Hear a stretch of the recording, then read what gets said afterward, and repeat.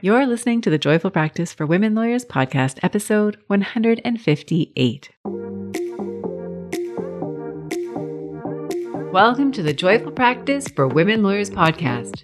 I'm your host, Paula Price, lawyer turned certified executive coach. This podcast was created to empower women lawyers just like you to create a life and practice you love. Join me every week for a break from the hustle so we can focus on you, what you truly want, and how you can create it. If you're over the overwhelm, done with putting out fires, and ready to redefine success on your own terms, you're in the right place. Ready for today's episode? Let's dive in. How much do you know about lawyers and ADHD? If you had asked me this question 5 years ago, I would have known very little about ADHD and even less about how it affects lawyers in practice. Fast forward to today, and it is part of my daily conversation. There are a couple of reasons for this. What I noticed when I started my coaching practice is that a number of the lawyers who came to me told me that they had ADHD and that it had impacted some aspect of their practice and or their career. And so, for professional reasons, I wanted to learn more. I wanted to learn more about ADHD. I wanted to learn more about how I could support lawyers who have ADHD. And for those reasons, I embarked on further coach training specific to ADHD so that I could learn more about it and learn tools to support as a coach those clients who have ADHD. Now, at the same time, for very personal reasons, I also became invested in learning more about ADHD. I learned that family members, people really close to me, have ADHD. And I was inspired for that reason to learn more about ADHD, what it means, and how I can support those people in my life who have ADHD. And so that brings us to where I am today, where I am so invested in helping individuals who have ADHD. I feel like I've learned quite a bit on the topic. There's still so much more to learn, but I wanted to share that with you. And so I'm thrilled to have you here today. Thank you so much for joining. Whether you are a lawyer who has ADHD, or maybe you suspect that you have ADHD, or if you're somebody who supports lawyers or law students, maybe you're at a firm or at a law school and you're looking for ways to support those who have ADHD, I'm so glad you're here. I'm so glad to be able to talk to you about ADHD, to share some of what I've learned in terms of how coaching can help. Now, if you've been following my podcast, then you may know that I recently had a guest on the podcast to talk about ADHD. Her name is Erin Peters. She is a lawyer turned counselor, and within her practice, she counsels lawyers with ADHD. And if you haven't listened to that episode, then I encourage you to listen to it because Erin does a deep dive into ADHD and what it is and how she helps from a counseling perspective. So that's a wonderful episode. I highly recommend it. And today, what we're going to focus on that is a little bit different is we're really going to look at that coaching lens. And I delivered a presentation the other week to the National Association for Law Placement, which is an association of legal career professionals who advise law students, lawyers, law offices, and law schools in North America and beyond. And I was really thrilled to see how many professionals were interested in learning more about the topic, learning more about what it looks like from a coach's perspective. And so I wanted to share that with you as well. So on our agenda for today, we're going to talk a little bit about ADHD. We're going to talk about how it can show up at work. So if you're a lawyer who has ADHD or thinks maybe that you have ADHD, I'm going to run you through some of the examples of how it can show up, some of the challenges that you might have. I'm also going to talk about it from management's perspective. Then I'm going to offer some ideas about how coaching can help and then share resources with you, ADHD-specific resources that I have found to be really helpful in my own learning and understanding about ADHD. So starting out with ADHD and what it is, of course, ADHD stands for Attention Deficit Hyperactivity Disorder. What that means is it is a neurodevelopmental disorder that affects the dopamine levels in your brain, and it is characterized by impaired focus, hyperactivity, and or impulsivity. And there are certain diagnostic criteria that you need to meet in order to have ADHD. They look at the severity of your symptoms, the duration of your symptoms, and how they affect you in your day-to-day life. Now, this disorder or difference, which I like in terms of terminology, is one that impairs your levels of executive function. And executive function is an area that I've also taken a deep dive into. I've talked about it on the podcast before. There's a series in particular, episodes 86 to 89, where I talk about executive function and time management for lawyers. And if you're interested in learning more, I highly recommend those episodes. They are helpful whether you have ADHD or not, because what I do there is break down the different executive functions and how they apply at different stages of a project. So executive functions or executive skills are things like planning, organization, setting priorities, focus, follow through, goal-oriented, persistence, metacognition. So there's a whole number of skills, and these are the skills that you have that allow you to execute, that allow you to perform tasks. And if you have ADHD, then chances are you struggle with some or all of these functions. And so learning more about them and how they work can give you a really good roadmap in terms of how you can help yourself or how you can help others. Now, ADHD is hereditary. It runs in the family. So if you have family members who have ADHD, then that increases the chances that you have it.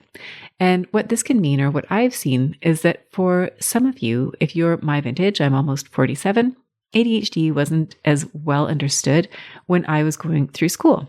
And so there may be a number of you out there who were never diagnosed as having ADHD, and then you have children, and your children may struggle a little bit in school. Maybe there's a lack of focus, maybe there's hyperactivity, and so you take your child in to be assessed, you learn that they have ADHD, and sometimes that is an awakening, right? A moment where you realize that reading through the symptoms, you too have ADHD. And so it's hereditary. It can sometimes go undiagnosed. And when you have ADHD, there's often a number of coexisting conditions that can come along with it. So some of the more well-known ones are anxiety. Sometimes there's depression. There can be substance abuse in more serious cases. You may find there is masking. So masking is a coping mechanism where you're trying to appear normal, which I have air quotes, you can't see them. It takes a lot of energy trying to be something that is maybe not your natural disposition.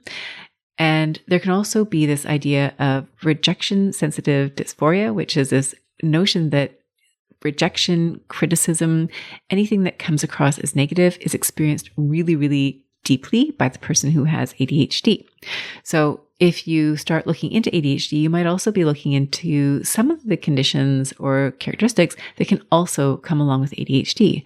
Another one of those is autism spectrum disorder, which is also something that may come alongside the ADHD. So for all of you who are interested in learning more, these are areas where you can do further research. These are areas where you may want to consult your own medical professionals if you suspect that these are things that you may have, or if somebody close to you may have these things.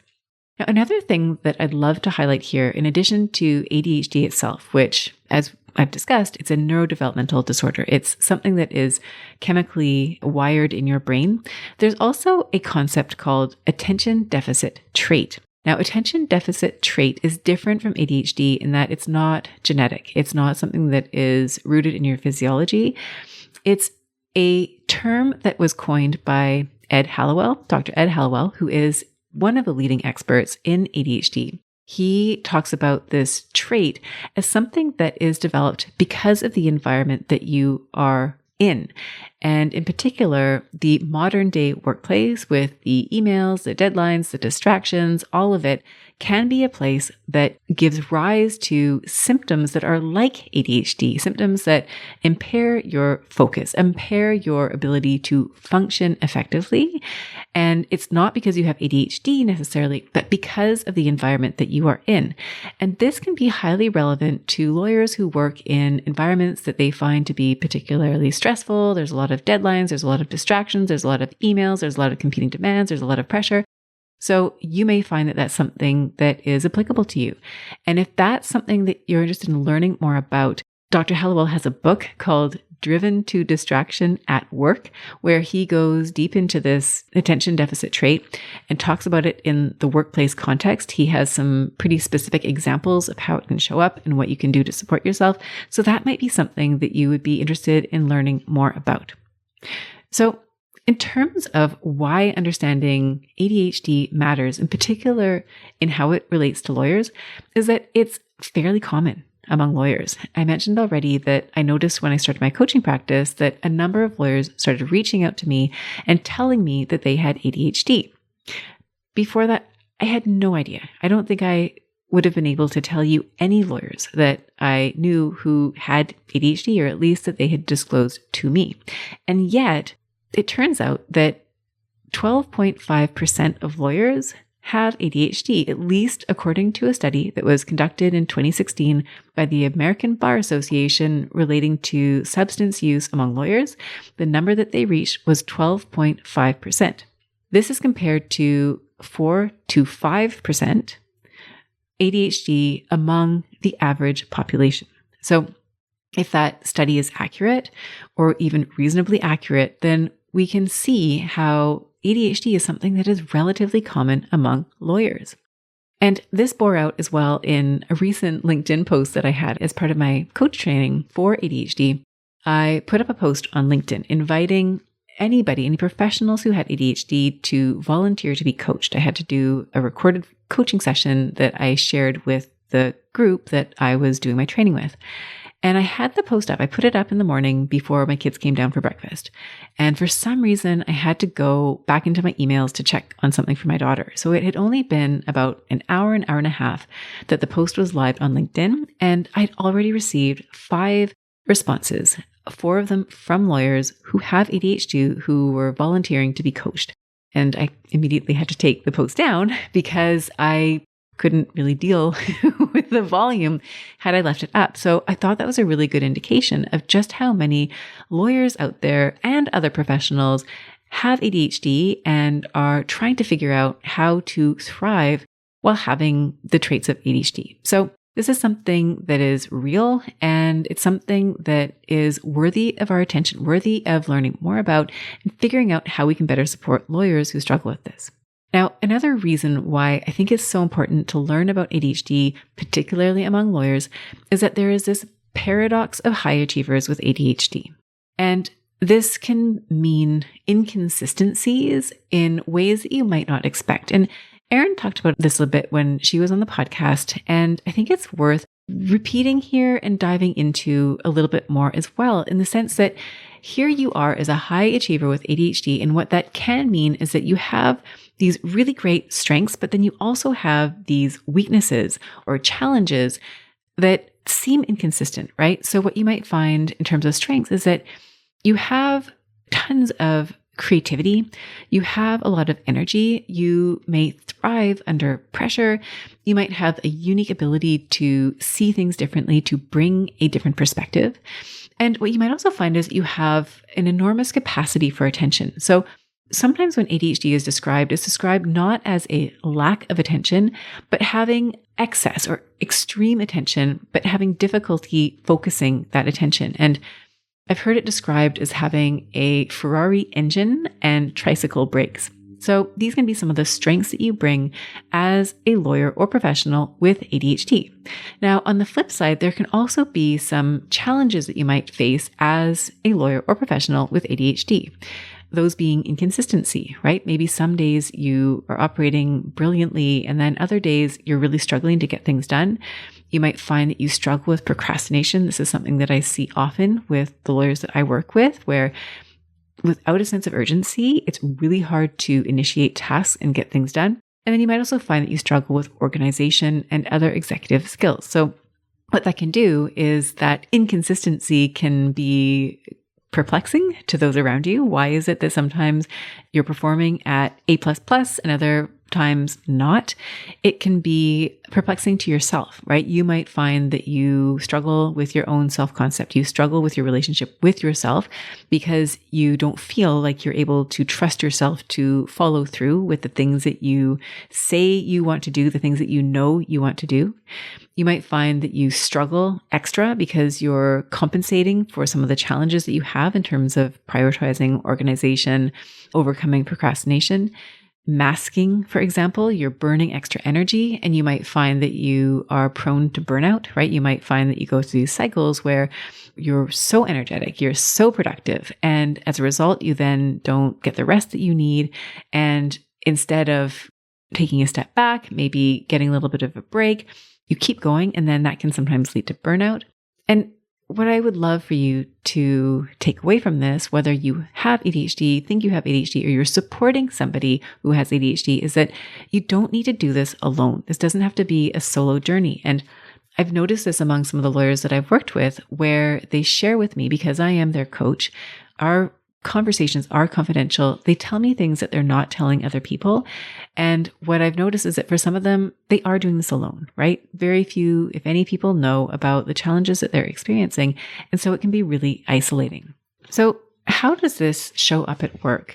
This can be really helpful. If you have ADHD, you might see yourself in some of these examples. If you know someone who does, you might see them in these examples. So here are some of the challenges that I've seen. Struggles with practice management are generally at the top of the list. So difficulty capturing time for many reasons. I don't think any of us really enjoys the process of capturing time. I mean, maybe you can teach yourself to love it, right? Oh, here I am being productive, and here's a record of all the things that I've done. I mean, there could be some element of satisfaction, but I think for most of us, it's one of those things that we need to do, right? The billable hour is part of a system, and it's not a perfect system, but it works well enough. And so capturing time can be extra problematic if you struggle with ADHD. A number of reasons for that. It can just be the tedious nature of doing the task. It might be one of those things that you simply do not want to do. But often there's reasons underlying that. So it may be that you feel like you've spent too long on a project. Maybe you were getting distracted during the project. Maybe you were procrastinating. Maybe you weren't quite clear on the direction. You're having trouble prioritizing or focusing.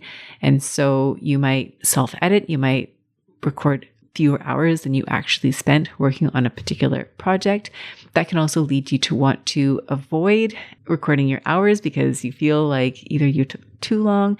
In some cases, you might feel like you haven't worked enough, right? If you find that you've had a day where you've had so many interruptions, so many distractions, and when you actually sit down to record your billable hours at the end of your day at the office, you might find that there are so few hours to record relative to the amount of time that you've spent at work that you don't even want to put them on paper. You don't want to have to come face to face with the record of what actually transpired. And so you might put it off, even though we know, right, that it's not going to be any different the next day.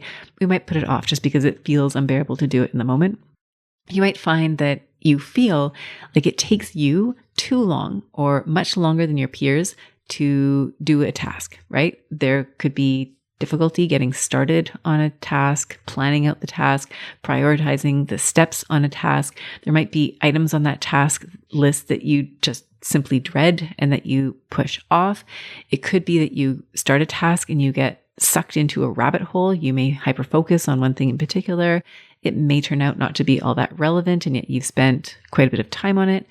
You may really struggle with perfectionism. This is something that is very common among individuals, particularly lawyers with ADHD, where you have this all or nothing thinking. And so you want things to be absolutely perfect. And if they're not that way, then there is a problem.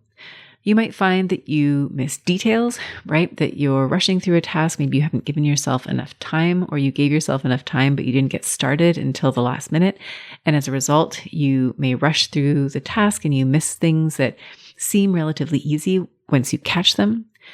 You may miss deadlines or meetings. These most often when I hear about missed deadlines, they're usually the ones that you impose on yourself. So you might set up this system where you've got check-ins with yourself or check-ins with your assistant, or you tell a colleague that you're working with, okay, I'll have this to you by such and such date.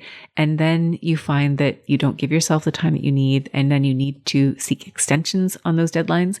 It's rare that lawyers that I work with miss true filing deadlines, but that might be something that you do struggle with. It might also be meetings, right? Where you simply lose track of meetings that you have on your calendar, or you chronically show up late to those meetings. It may also be that you really struggle with organization, estimating how long a task is going to take. And fair enough, there are certain tasks. As a lawyer, I used to find it was really difficult to estimate how long it would take to write a memo because I didn't know how much research would be involved. So there are going to be times where it's really difficult, just by the nature of what you're doing, to estimate how long it's going to take. But if you have ADHD, it's even harder to estimate that time. And it can be even harder. There's a concept called time blindness, where you literally lose track of time. And so for some people, there's almost like an innate clock ticking. I found I developed a 6-minute clock after years of practicing law. And even my husband, he talks about being really good at measuring time. I'm like, yeah, I'm really good at measuring time in the moment because I'm so accustomed to those every 6-minute increments. And if you have ADHD, you might really struggle to have that relationship with time. It might fly by really quickly and you don't even notice it. And so as a result, you might find you take too long on a project, you miss a deadline, you miss an appointment, simply because you've got that time blindness. You might find it's really difficult for you to set priorities. So everything feels important, right? It's like everything is calling to you at equal levels and you don't know where to turn first. That can be a real challenge. You might find that you have these important but not urgent tasks that you procrastinate until one day you realize that that task that was not urgent has become urgent. Things like planning and prioritizing are often in that category, but also things like asking for documents on a file, or writing a particular brief, or submitting a report to a client. So things that have deadlines that seem really far off in the future, and then all of a sudden you look at your calendar and you realize that they are almost immediate. And of course, I've mentioned this already, but procrastination, especially on tasks that you consider to be boring or tedious, or ones that are really complex, and you may feel overwhelmed, right? Without that prioritization, without organizing, without having a sense of when the steps are going to take place, it can feel really challenging to sit down to a very complicated task. And as a result, you might find that you procrastinate, and then by the time you finally sit down to do it, you haven't given yourself enough time. There may be components of that project that you need extra help with, right? Again, things like asking for documents, or maybe it's research that you could delegate to somebody else. And so it becomes really difficult to do things in a smooth and unhurried way if that is what is happening. Now, I mentioned hyperfocus. So this is something that can be a strength. It can also be a challenge, right? Hyperfocusing is amazing. If you have a short fuse deadline and you need to get something done in a hurry, you might be the person that can do things at supersonic speed, right? You literally step into superhuman mode and perform at a capacity that is beyond what is normal. And that is a wonderful trait in certain environments. It can also lead you down those rabbit holes. So too, right? If you hyper-focus on something that isn't as material to the overall task, then you might find that you're losing time on something that doesn't truly matter. And it can be hard to distill what matters and what doesn't. I talked about procrastination, stress management. So emotional regulation is one of your executive skills. And it's an interesting one, at least I think it is, in the sense that I would not have equated emotional regulation with something that would be happening as an executive function. And yet it is central. The ability to manage your stress in situations where there are deadlines, where things are getting a little bit hairy around you, that is an executive skill. Your ability to not procrastinate. Often procrastination is caused by a feeling of boredom, a feeling of dread, a feeling of fear, anxiety. And so your ability to regulate your emotions may be holding you back, particularly if you have ADHD. And then finally, burnout. So if you find that you're in this practice and it's really hard for you to feel in control of your practice for all the reasons that we've just discussed, then you might find yourself ending up in this burnout situation where it feels so stressful, there is never a break. what you might not see, right? These are all characteristics that you may see or experience in your practice if you have ADHD. Now, what is happening behind the scenes is also a result of the ADHD. So you might find you have a poor self-concept. I talked about that at the beginning. You might find that it really impacts your levels of confidence, right? If you're in your practice and you feel like it's out of control, that can really impact your ability to feel confident and trust yourself. You may have this really distorted self-concept. So you might actually think of yourself as being someone who is not very effective or productive or somebody who is worthy of the accolades that you're receiving. You don't see it, right? And yet people who see you from the outside are amazed at what you're accomplishing and all the different things that you are capable of doing. But you may be telling yourself, I'm so disorganized. One day they're going to figure me out. I'm so scattered. Why can't I ever get things done on time?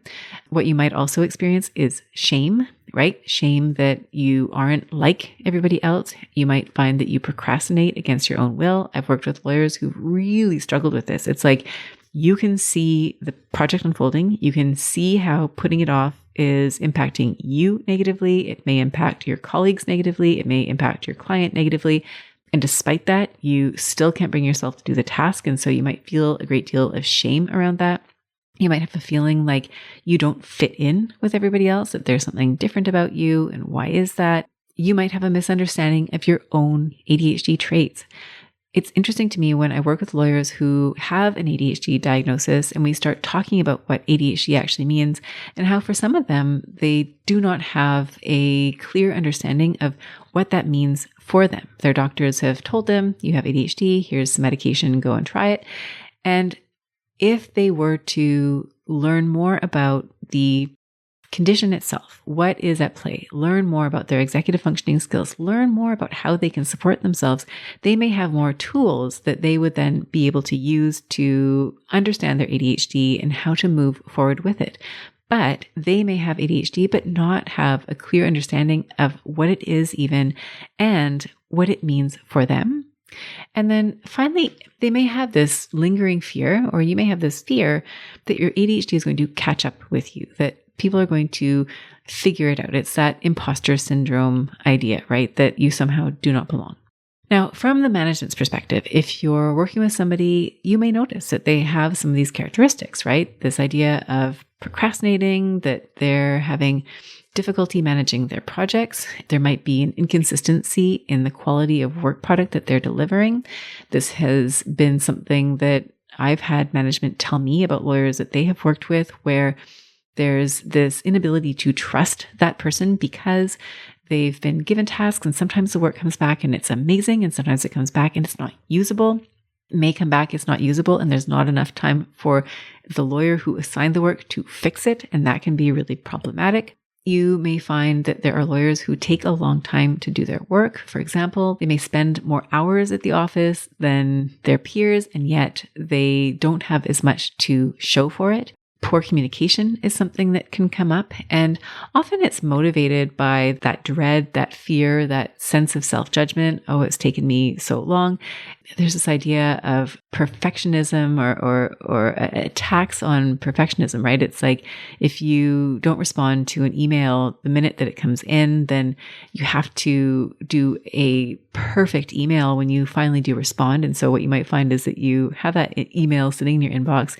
You don't have time to make it perfect. And so you push it off. And then the longer you wait, the more you feel like you should have an even more perfect email. And so you end up in this chronic cycle of putting things off and struggling with that perfectionism. So if you're on the other side of it, what it shows up as a lack of communication or poor communication.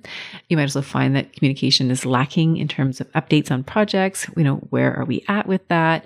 It can be really unsettling for the people who are working with others who aren't communicating. And what you might also find if you have somebody in your practice who has ADHD or you suspect of having ADHD is that they really do want to change. When you talk to them about some of the things that you're experiencing, they will say to you, I'm working on this. I really want to succeed here. I'll do my best. And then you don't see change, right? That might be something that you're also experiencing from the management perspective. And just going back to this idea of ADHD and this other idea of attention deficit trait. It may be that somebody is neurotypical, right? They don't necessarily have ADHD, but they, because of the environment they're in, have started to really suffer in terms of their attention and focus and ability to not become distracted. And so there may be some overlap here, in which case some of the tools and suggestions that I'll offer would be applicable and helpful in either situation. So what can you do? What can you do to support your lawyers with ADHD? And I typed this question into ChatGPT. I was curious to know what ChatGPT had to say about this. And there were a lot of really great suggestions being offered up. Pairing that person with a mentor being one of them, finding systems and structures to support them. You can put that question into ChatGPT. You will come up with a list of suggestions on things that you can do to help lawyers and other professionals who have ADHD better support themselves, function better. And the issue here, often, at least my experience of it, is not so much that the person with ADHD doesn't have ideas about what they can do that would be helpful. Chances are they've read time management books. They have done their own Google searches to figure out what kind of tools and supports might be helpful for them. Often the challenge isn't so much information, but implementation, right? The implementation of what they know to be effective or potentially effective strategies that would support them. And so the reason why you might want to give that extra attention to the person who has ADHD is to help them cross over that gap between knowing and actually doing. And coaching can help with that. So there are really three buckets. And whether you're thinking about coaching or you're thinking about supporting, there are three buckets that I like to think about when it comes to coaching lawyers who have ADHD. And this, again, applies not just to lawyers who have ADHD, but particularly for those who have ADHD, is first of all to look at basic health, right? If you're procrastinating, if you're struggling in your practice, if you're having a hard time keeping up, chances are that you are not taking care of your personal health, your own health, in a way that best supports you. And this is true whether you have ADHD or not. And so the first place to start really is looking at your health and how you can support yourself. And it's not just because you'll feel better or you'll, look better in a bathing suit. It's not that. It is actually to help support your brain. And I took a course a few years ago. It was a brain health course offered by Dr. Amen and his clinic. It was all about the things that you can do to support a better brain. And one of the things that I found really kind of interesting in the way that he described it, his practice involves scanning brains. So he gets pictures of brains, and he was saying, most people don't see their brain. And so it's hard to imagine or want to focus on improving it because we can't see it. Like we'll focus on our external health, right? We cut our hair, we brush our teeth, we try to wear nice clothes, we try to carry ourselves a certain way, but our brain is hidden for the most part. And because he had these scans, he had these visuals of brains. And so he found it was really motivating for his clients to be able to see a before and after of their brain. Most of us aren't going to go get our brains scanned, but we can think about our brains in terms of before and afters. And what do you need to be doing to help support the functioning of your brain? And so there are supplements you can take. I'll let you do your own research. But in addition to that, just the basics, getting enough sleep, getting adequate nutrition. So things that are not great for your brain, sugar, alcohol, excessive amounts of caffeine. There are a number of things, processed foods. So those are not going to support you versus proteins, fruits and vegetables, vitamins, water. Getting enough sleep is a huge one. Exercise. Exercise has a number of benefits for your brain. A lack of exercise, of course, is the opposite. And so there are all these things that you can be doing to support your health. And the starting point is to make sure that you've got adequate systems in place or adequate practices in place so that you're taking care of your basic needs, that you're taking care of your brain. Procrastination is a really good example where this can show up, right? When you sit down to write the brief and you just find yourself unable to get started, sometimes you are genuinely exhausted. It's 3 p.m, you've been working all day, maybe you skipped lunch, you haven't taken a break, and you expect yourself to be able to sit down and crank out a brief in an hour when you haven't adequately cared for yourself. And the first step there is to simply get up, feed yourself, walk around the block, give yourself the break that you need in order to move forward. So when it comes to coaching, what I would love for everybody to think about is what kind of self-care do you have in place? And I recently recorded a podcast episode about self-care. You can go listen to it. I offer some ideas about how you can implement that. Again, we want to do things that are easy, accessible, doable, and that you'll be able to do consistently. So that's one thing. Another area where you're going to want to focus is on what you can do as an individual to support yourself. So this is where we get into systems, right? I think the best way to support yourself in your professional work is to create enough routines and systems, scaffolding, so that there's consistency day to day. Now, I understand your practice is going to look different day to day, that there are going to be ebbs and flows to your practice. The ebbs are going to be sometimes harder than the flows, right? If you have ADHD and you thrive in a crisis, you thrive when there's a million pots on the stove bubbling over, those flow times when the deadlines are close, when there's multiple things going on, where the phone is ringing off the hook, you might be really good at kicking into gear and dealing with that versus the ebbs, right? After the trial has concluded, after the deal is closed, nothing urgent on your plate right now, and you might find it's really hard to get motivated. And so the idea behind having systems and practices is that you can create consistency, right? You can get thrown off your plan by the flows, the crises, the trials, etc., but then you can bring yourself back to that system. And so I have a number of podcast episodes all about time management, all about practice management.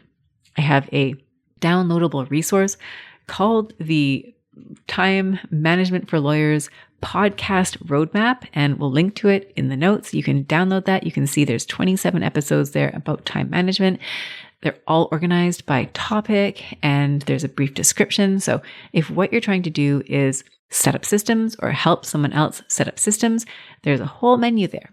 And those are the systems that the person is going to want to develop for themselves. And here's what you need to know. If you have ADHD or you're helping someone with ADHD, is that you can set up those systems and you will know, right? When I work with lawyers and I ask them what is already working, chances are you have already developed a number of systems consciously or unconsciously that are helping you to manage your day-to-day, that are preventing you from letting things fall through the cracks. And you want to learn what those are because those work for you. And so you can build on those. Another thing you'll want to know is that chances are you're going to need to continue to adapt your systems. So the great thing about systems is that they work really well until they don't. And if they stop working, then you'll need to figure out, is this something that I can re-implement into my life? Sometimes it is, right? I work with lawyers who will tell me, I had this really great system. It was working for me, but then I stopped doing it. Okay, well, what if we bring that back? And sometimes that's all you need to do. Sometimes the system just gets boring. It doesn't excite you. And so you need to let it go and find a new system. So you can expect, particularly if you have ADHD, that your systems are going to become boring to you and you're going to need to continue to change them. So that's okay. It's not a problem. It's just something that we can anticipate and then we can solve for it. So that's step 2. Step 1 is focusing on your physical health, making sure that your brain is being cared for and the rest of you, but we're talking about your brain. So that's the first step. The second step is to look at the systems that you have to support yourself. And then the third area where you'd want to focus is, what do you want to build up externally? What kind of additional supports are going to help you to maintain the changes that you're trying to make, to motivate you to make those changes, to support you? And so that's where, ChatGPT can be really helpful, right? What are some of the tools? It might be asking your employer for support if that's what you need. It might be asking lawyers that you work with to help you break down a task into smaller pieces, maybe set some interim deadlines and then have them help you stay accountable. It might mean using your assistant to do some of that. If you've got a good assistant who is part of your practice, who you feel comfortable scheduling regular meetings with, who can help you with accountability, you might tell them, and you don't have to necessarily tell them that you have ADHD, but you might say, I really do struggle with accountability and keeping on top of my files. What I'd love from you is for you to send me a reminder about X or to meet with me every week to talk about my deadlines. And I'd love for you to knock on my door every morning, maybe ask me what deliverables are due that day. Get other people involved and invested, and that will help you to adhere to the systems to remain accountable. And it may also mean that you want to change the environment that you're in. And what I mean by this is sometimes the lawyers that I work with who have ADHD aren't necessarily talking to me about practice management. Often it is, but sometimes it's a bigger picture question. It is a question of finding a job, a workplace that is more aligned with what you need. And that might mean more aligned in the way that the practice works, right? You might find that a traditional law practice in a law firm is not for you.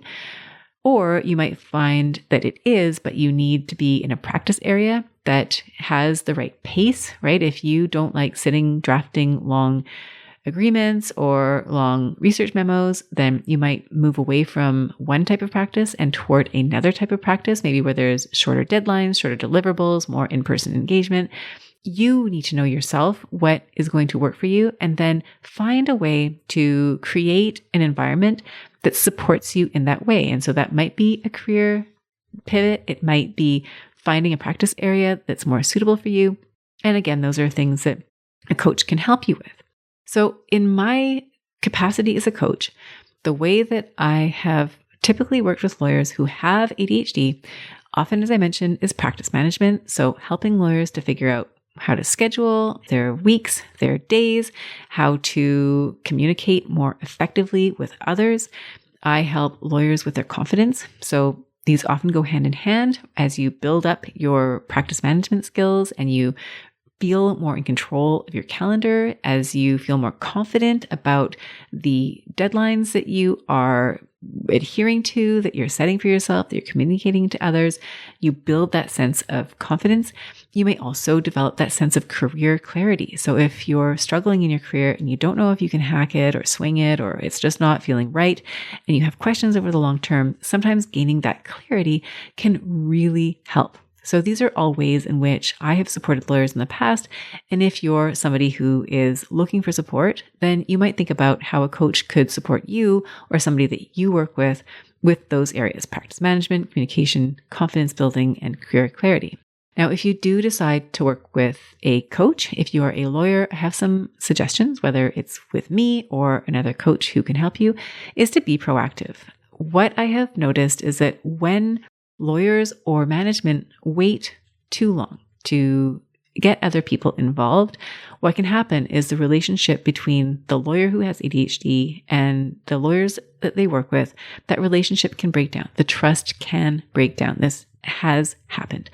I'm not saying this is going to happen to you, but I've seen it happen. And so ideally, when you start to see that there's a potential for a problem, I recommend reaching out proactively so that you can start building up your skills and systems and supports before that becomes an issue. So number one is to be proactive. What I'd also recommend is to look for a good personality fit. Now, there are coaches out there who are specific to ADHD, who have executive functioning training. And so you might look for coaches who have those skill sets. As lawyers, you may also want to consider what understanding the coach has of a legal practice. I have heard from some of the lawyers that I've worked with that sometimes the coaches or counselors or individuals that they work with don't have a clear enough understanding about what they are dealing with day to day. And so some of the suggestions or tools aren't practical in a law firm environment. So you just want to confident when you reach out to a coach that they've got the skill set and the understanding that you need, right? Not everybody's going to need somebody who has experience as a lawyer, but some of you will want that. So does that person have experience? Is the person interested in the areas that you need coaching in? Are they interested and able to help you with practice management, with time management, with career clarity? If they have those skill sets, and you can ask them, right? What are your areas of expertise? What experience do you have in terms of helping lawyers with practice management, helping lawyers with career clarity? You can ask them those questions and they will tell you. Again, you want to find somebody who's going to be a good fit for you. What else? I also recommend being really clear about what your goals are for the coaching retainer and what your expectations are. Now, chances are your coach is going to be asking you questions about what your goals are, what your expectations are, how you want to work with them, etc. And I encourage you to be really, really clear about that for yourself, because the more invested you are in the process, the clearer you are about what it is that you're seeking, the more likely it is that you're going to get those results. And then finally, I would encourage you to decide that you're going to commit to the process. This is where I see lawyers, and particularly lawyers with ADHD, sometimes struggle with coaching retainers, is that if you don't have a clear goal and you haven't fully committed to the process, then it can be really easy to put the coaching to the side, to decide that it's not something that you need to do right now. And as a result, you might find that you stop adhering to the practices, you stop having that accountability. So this is not to say that you need to have a coach, but if you do decide to have a coach, I'd be really clear about what it is that you're looking to gain from that relationship and to really commit to that process or not to commit. Now, if you are helping somebody, if you're management and you're looking to support one of your lawyers and you're looking at coaches, again, I encourage you to be proactive for the reasons I mentioned before. You want to gain that support before relationships start to potentially erode. So be proactive. And then I encourage you to be really clear with the lawyer that you're working with about what it is that you are hoping to see change, right? And now, if you're in management, you may know that your lawyer has ADHD. You may not know that your lawyer has ADHD. There are legal implications of having employees who have ADHD. It may be considered a mental disability, in which case accommodations are required. I am not a practicing lawyer, and I am not here to give you legal advice at all. I would encourage you to seek out that advice if you're not already familiar with the law, but certainly legal advice would be advisable. If you have a lawyer, an employee with ADHD, you know that they have it or you suspect that they have it, I'd just be really clear on what your obligations are as an employer, first and foremost. And within those parameters, what I would encourage you to do is, if you're helping a lawyer who has ADHD, if you're asking for coaching support, to have conversations with your lawyer where you're really clear about what it is that you would like to see happen. The reason I think this is so important is that I've had coaching mandates where it's organized through an employer and they clearly have the best of intentions for their lawyer. They would not have retained me if they weren't trying to help. But what can happen is sometimes there's a disconnect between what management thinks they have told a lawyer and what the lawyer has understood from management. And it can be really tricky as a coach, because once you are the coach, once you're working with the client, there's confidentiality there. And yes, you can carve out confidentiality if everybody agrees to it. But ideally, you're in a position where, as the coach, you speak to the client, you speak to the lawyer, and you realize that everybody is on the same page. The client has a clear understanding of what management wants from them, and they then have clear goals to work toward.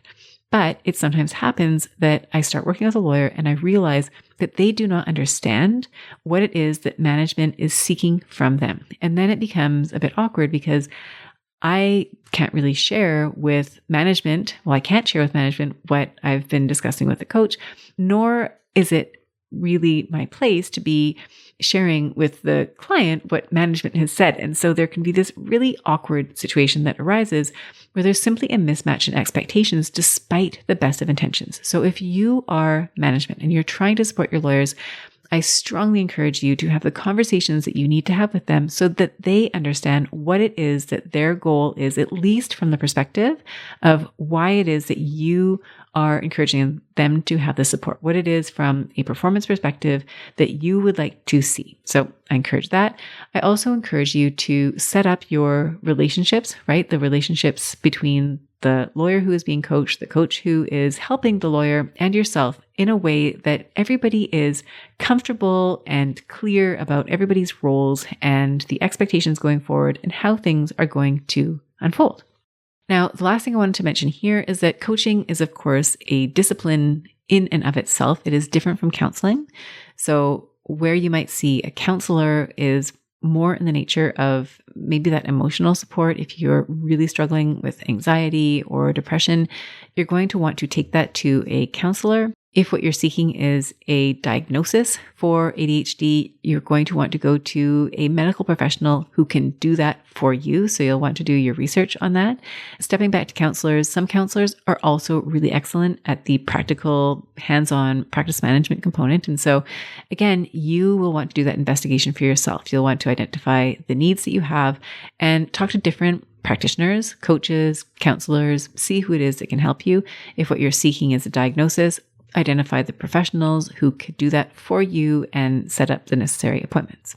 Now, I mentioned I would also share some resources with you. So I'm going to just list them out here. They will be linked to in the show notes. So my favorite resource that I recommend to almost everybody who I ever speak with about practice management is a book called The Smart But Scattered Guide to Success. It's written by Peg Dawson and Richard Gere. Peg Dawson was actually in Vancouver a few months ago, and I mentioned on the podcast, I got to meet her.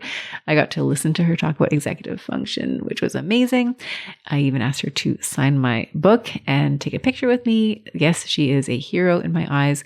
And this book, Smart But Scattered, has a wonderful breakdown of the executive functioning skills, a description of each of them, some suggestions about how you can strengthen them. There's a quiz in the book that allows you to test which skills are strong for you and which are relatively weak, which is great because once you know where you're strong, you can lean on those strengths to then support you in areas where maybe you're not as strong. So you might be a really good planner and have a much harder time with task initiation. So how can you set up plans that will make it easier for you to initiate? That's just one example. So Smart But Scattered, highly recommend it. The book I mentioned a few minutes ago, Driven to Distraction at Work. So this is the attention deficit trait where Dr. Ed Hallowell talks about challenges that you can face in the workplace. I think these examples that he shares are relevant to lawyers who have ADHD and who do not have ADHD. Now, the benefit of both Smart But Scattered Guide to Success and Driven to Distraction at Work is that these books are focused on helping. They're practical. They're great resources. They're not ADHD specific, which means that if you're speaking with somebody and you don't know if they have ADHD, but you can see that they are struggling with their practice, you can recommend these books. And it's not an obvious ADHD reference, which frankly, I find makes it easier, right? Hey, you know what? This book is all about, how to leverage the executive functioning skills that you have in order to work better, to get things done. And everybody has executive functioning skills. And so great, you're not accusing them because for some people there can still be a stigma associated with ADHD. So you're not necessarily saying, I think you have this, but you can just simply suggest it or offer it as a resource. You can have it in your library that people can consult without feeling like they're somehow identifying if they don't want to, right? Some people may be completely comfortable with an ADHD label, diagnosis, whatever. Others may not. And so this offers some resources that will support them regardless. And then Driven to Distraction at Work, same thing, right? It's really focused on the environmental reasons why your attention may be impacted or impaired. Again, it's a really safe book from that perspective of not necessarily being only for individuals who have ADHD. And another book that I think is a wonderful resource is Taking Charge of Adult ADHD, which is written by Russell Barkley, who is it's co-written actually along with a gentleman, Benton, or I think it's a gentleman. Sorry, I'm just looking at my notes. C. Benton. But Russell Barkley is one of the foremost leaders in the area of ADHD, adult ADHD in particular, as I understand it. So anything produced by him is going to be an incredible resource to help you learn more about ADHD. Now, another couple of resources. One is Attitude Magazine, and you spell that ADD, right? ADDITUDE.com. If you put that in your, whatever that thing's called, the thing on your screen. I can't believe I'm forgetting that word. But anyways, you put it in there and it's a wonderful resource. You can sign up for their newsletter. I'm on their newsletter. I get amazing resources about ADHD regularly and it's fabulous. And I think you even click on different areas that you're interested in. So they will curate the resources that are sent to you based on your interests. And then I mentioned that there are podcast episodes from this podcast that I would recommend, 86 to 89. So that series that talks about executive skills and time management for lawyers. I highly recommend listening to those. They are pretty comprehensive, right? You'll be learning a lot about executive skills. And so these aren't light listens, but they are packed with examples and information that can help you at each stage of a project. I break it into 4 stages. And then, of course, the episode I mentioned earlier with Erin Peters. So that's episode 152.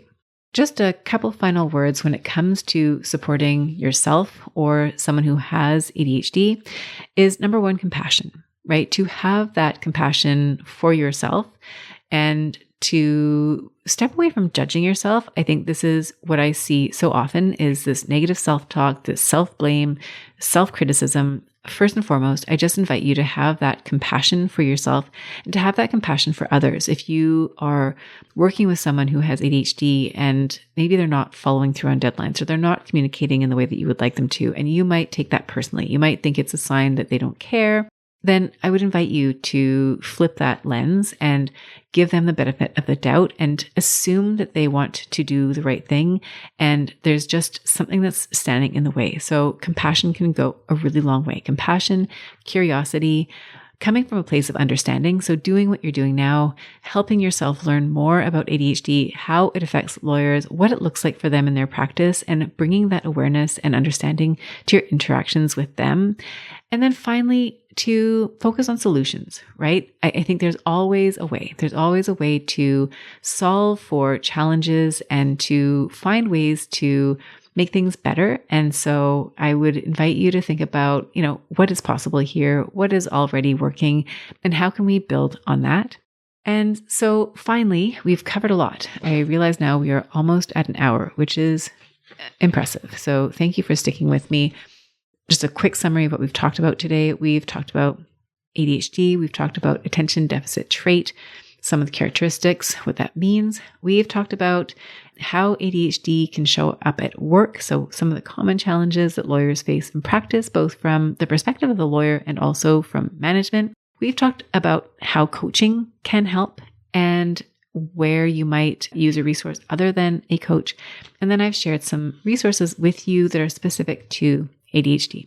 So if you are a lawyer and you have ADHD and you're looking for some support with your practice management or career clarity, by all means, please feel free to reach out to me. I would be more than happy to have a chat with you and to help you figure out what that can look like. If you are someone at a law firm or a law school and you're looking for supports for your lawyers, for your students, again, please feel free to reach out to me. I would absolutely love to help and to continue to support lawyers learn more about ADHD, gain that awareness, gain that understanding, gain that sense of self-compassion, compassion for others, that understanding of each other, and focus on how we can really leverage the gifts that we all have to share and feel better. And in our practice, feel more organized, feel more in control, and feel that sense of confidence and that self-acceptance that we may be struggling to feel. So with that, I just wanted to thank you again for joining me here this week. If you know somebody who you think would benefit from listening to this episode, by all means, share it with them. And I am so grateful to have you here. I wish you a beautiful week, and I look forward to reconnecting with you again next week. Bye for now. If you enjoyed today's show and don't want to miss an episode, subscribe and follow the show wherever you listen to your podcasts. If you haven't already, please leave a rating and review. Your feedback will help me create a podcast that's tailored to your needs and goes straight to the heart of what matters to you. For instructions on how to subscribe, rate, and review the podcast, visit www.thejoyfulpractice.com/podcast launch. See you next time. Thank you for listening to this episode of the Joyful Practice for Women Lawyers podcast. If you want more information, visit www.thejoyfulpractice.com. See you next week.